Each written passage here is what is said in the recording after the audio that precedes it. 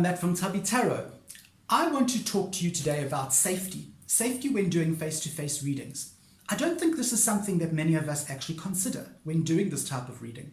And you know, it's in today's world, in this day and age that we are living in, it can be quite dangerous. I'll give you an example. My sacred space is actually inside my home. So if you want to come to a face-to-face reading with me, if you book a face-to-face reading with me, you have to actually come into my home.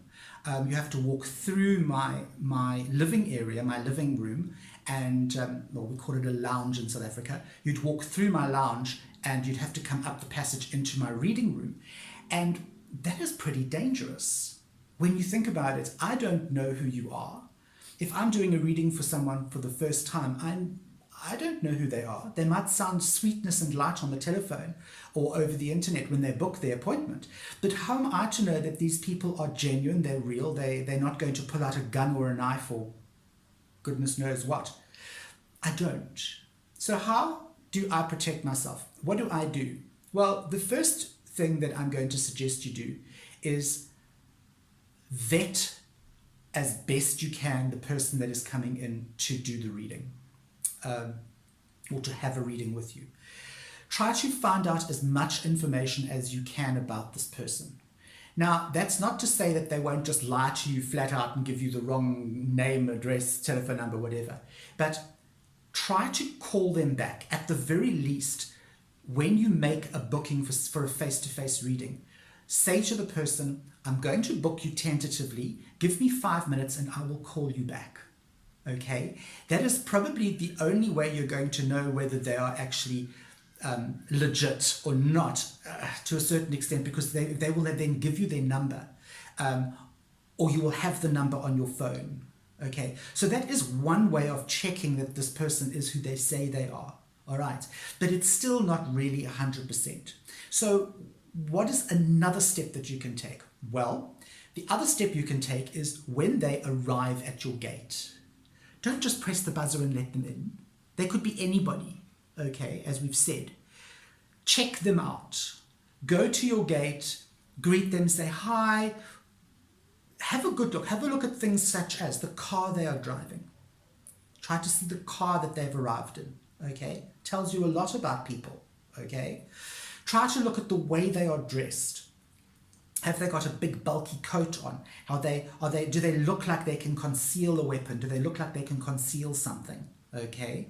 A little bit more difficult if you live in cold climates. I'm lucky I live right on the equator, so people who wear jackets here are like suspicious anyway. But try to suss them out visually. Have they got dark sunglasses and a hoodie on? Just look at one of the things, and you might laugh at this, but one of the things you need to do is look at their shoes. Okay, shoes tell you a lot about a person, and this I can vouch for because my real everyday job is I am in security. I run a security company, and one of the things we always tell our clients is look at the person's shoes. If they have got, let's say it's a lady and she's got a pair of tackies on, or sneakers as you overseas people call them, then there's more chance of her being able to get away, run up the driveway, or run out the gate. If she has this pair of stilettos on, just let the woman in. You know, same with men. If they have track shoes on, or if they have flip-flops on, or sandals of any type, they're less likely to be able to just run away, okay, after doing whatever dirty deed they have in mind. So little things like that. It's not fail-safe. It's not 100%, but it's something. The other thing that you can do, the third thing you can do, is go by your gut feel.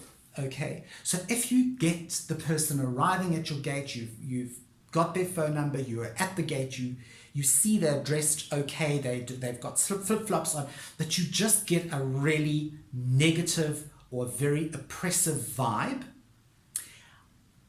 really people go with your gut instinct. It is never wrong. Your gut feel will never ever be wrong, because what is happening is your body, your mind, your senses are subconsciously picking up stuff. You are picking up vibes, as they say. And it's been scientifically proven that we do this. Human beings actually pick up subtle, subconscious, even unconscious signals that something is not right. So go with your gut feel, no matter what the person looks like, no matter what they're driving, no matter what their shoes look like. If it feels wrong, don't let them in. Make an excuse. Say to them, God, I am so sorry, but my child has just fallen sick. Even if you don't have children, lie, it doesn't matter. If your gut says you don't want this person in your home, don't let them in. The best thing to do, of course, would be to have an area where you're not allowing people into your home. So you have a separate area where you can do your reading. Perhaps a corner of your garage, perhaps a little Gemini hut in the garden, a little garden shed that you can convert into a beautiful spiritual space. Perhaps even offer to do a reading outdoors if the weather is clear. That would be my best case practice. Okay, that would be like the best way to do things, is actually have a completely separate building or area so that people don't come into your home. All right, that would of course be fantastic because they're not in your house. You don't keep money in your sacred space in the garden or whatever.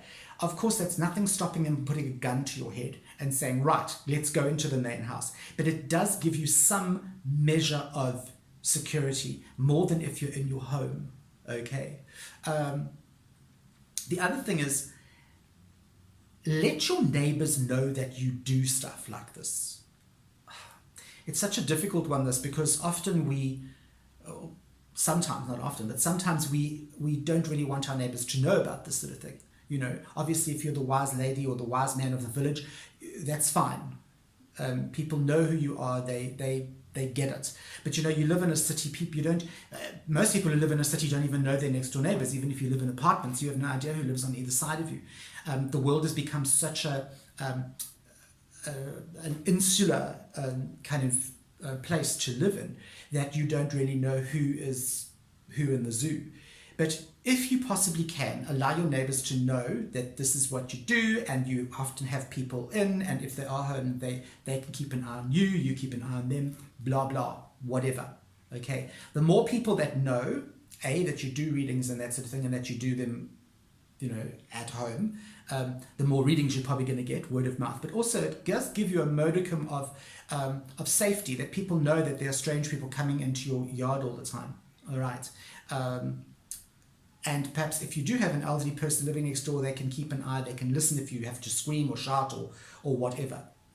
But those are just a few things to think about. I'm not saying that this is going to happen. It has never happened to me. I have never ever had a face-to-face reading where somebody's pulled out a gun or a knife, or where I've ever felt threatened in any way. But it does happen. I don't think that as tarot readers we think about this. I don't think it has occurred to very many people. Okay, it's something that we tend to, if not just completely ignore, we tend to push it to the back of our mind and think, oh, you know, it'll never happen to me. No, it will happen to you if you don't take positive action, take measures to protect yourself.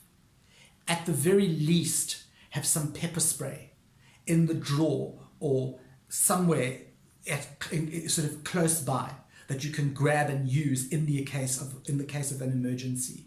All right. There are so many little ways that you can protect yourself, that you can secure your premises, that you can secure yourself when you are doing face-to-face readings. And I think that if you start thinking about these things, looking at your own personal situation, I think you personally will come up with a lot of ideas, which I'd love you to actually write down below. If you have had any scary encounters, pop us a comment down below and let us know. Perhaps we can learn from your experience. Okay, so just wanted to pop on here to give you these few things to think about, okay, in case you do get yourself into a situation that you feel is a bit dodgy. Okay, I'm Matt from Tubby Tarot, and I will see you on the flip side.